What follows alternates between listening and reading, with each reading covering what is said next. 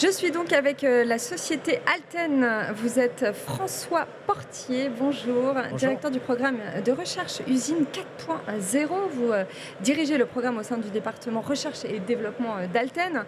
Alors ce programme qui couvre tous les départements de l'usine et qui crée aussi de nouvelles technologies à haute valeur ajoutée.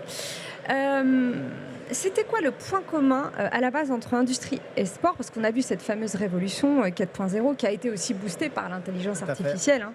Est-ce qu'on peut revenir sur le contexte alors? Tout à fait.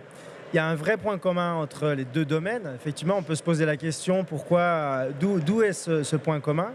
Il y a un vrai point commun, ça va être la recherche de la performance.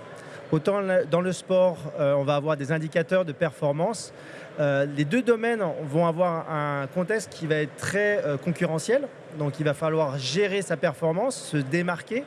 On va avoir des indicateurs qui sont clés de performance. En général, c'est le temps. Le sportif va gérer son chrono, va s'entraîner pour arriver à son meilleur chrono. L'industrie, ça va être la même chose. On parle de takt time, donc qui reflète justement la cadence, la rapidité de fabrication. Il faut savoir que ces indicateurs de performance, il ne faut pas non plus aller trop loin dans la performance, de risque à casser, se blesser pour un sportif, casser un process de fabrication. Donc il y a une vraie gestion de la performance qui en fait vient de plein d'indicateurs qui influent à cette performance. Et au milieu, bien sûr, va se retrouver l'humain. Puisque l'humain, c'est lui qui va prendre des décisions, qui va gérer justement tous ces indicateurs influents pour arriver. Qui va sentir aussi son corps, ses performances, ses sensations. Tout à fait, tout à fait. Il faut se sentir, il faut aussi se sentir bien dans cet environnement qui va changer. Aujourd'hui, on a des nouvelles technologies qui arrivent à se projeter dans le futur, arriver à voir comment va être l'environnement au futur pour pouvoir mieux se préparer, autant pour un sportif que pour une usine qui va devoir gérer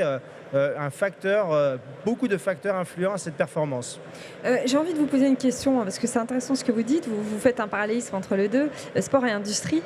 Mais dans le sport, il y a aussi une dimension psychologique, mentale, qu'il n'y a pas dans l'industrie. Dans l'industrie, c'est basique, c'est des métriques, des KPI, action, réaction. Mais avec l'humain, qu'est-ce qu'il y a en plus à prendre en considération quand on étudie justement ces facteurs? Le mental, je dirais, il est vraiment présent dans les deux.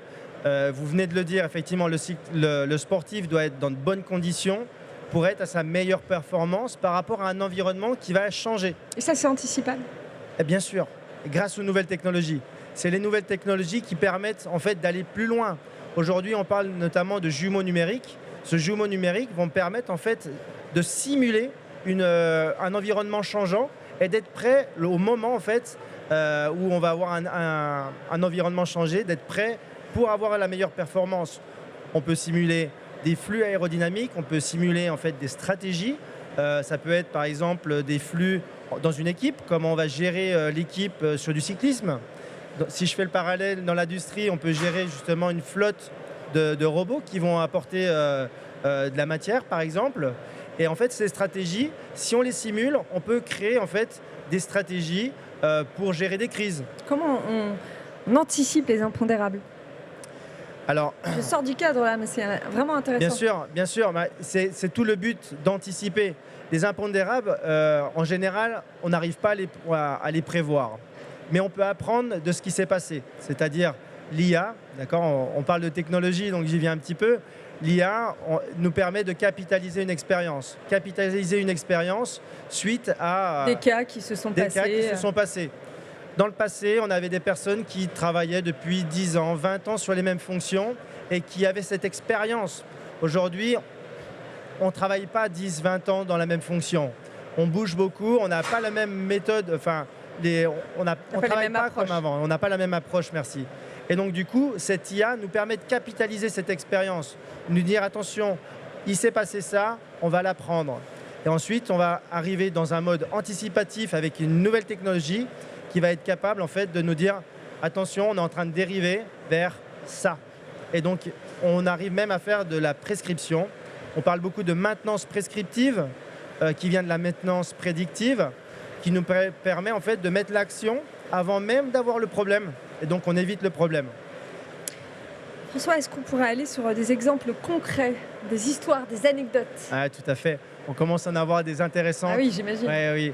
Si je reprends dans le sport, par exemple, on travaille avec la FFC, on travaille avec Audrey Cordon-Rago et on a pu aller... Quel sport? Pardon, dans le cyclisme, au contre-la-montre. Et avec Audrey, on a arrivé à dépasser son propre record personnel grâce en fait à nos technologies, à nos méthodes. Comment mieux gérer ces facteurs influents à ses performances. Et aujourd'hui, elle est championne d'Europe et vice-championne du monde au contre-la-montre en équipe mixte.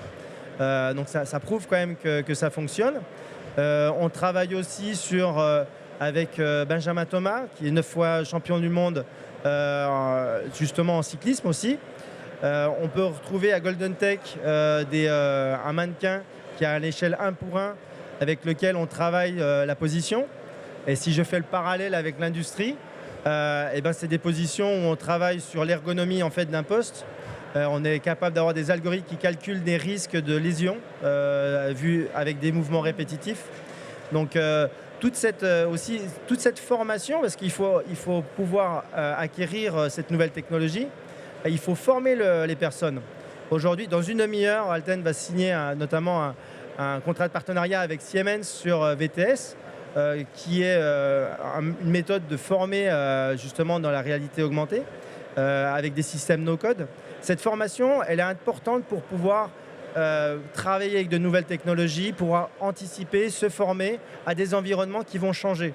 Voilà.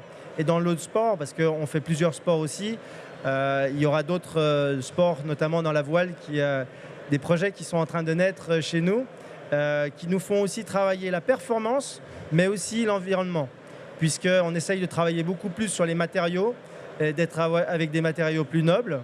Plus léger, plus responsable, j'imagine, dans une démarche RSE également. C'est vrai qu'on a tendance à avoir la facilité un petit peu d'études sur le matériel. Vous parliez de vélo, de planche à voile. Après, sur l'humain, c'est un peu moins concret.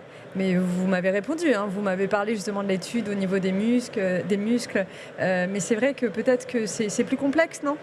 Alors, sur l'humain, si on fait l'approche sur la performance et l'humain, ce qui est sûr, c'est que si la personne arrive à déléguer, d'accord, tout ce qui est surveillance et arrive à avoir la vision future, elle va pouvoir prendre des meilleures décisions et en pouvoir anticiper. Donc elle ne sera pas sur le fait accompli, elle va pouvoir se préparer. Le sportif va pouvoir s'entraîner. Dans l'industrie, c'est la même chose. On va pouvoir prédire et anticiper en fait certaines dérives. Voilà. Merci François Portier, je rappelle que vous êtes directeur du programme de recherche et développement usine 4.0 chez Alten. Et donc je vous laisse aller à votre rendez-vous sur votre stand. Merci beaucoup. Merci beaucoup. On revient dans quelques instants sur le plateau de Tech & Co. Je suis encore avec vous cet après-midi avec des nouveaux intervenants de l'INSEP, toujours pour parler innovation. On va maintenant aborder le thème des sports de haut niveau. À tout de suite.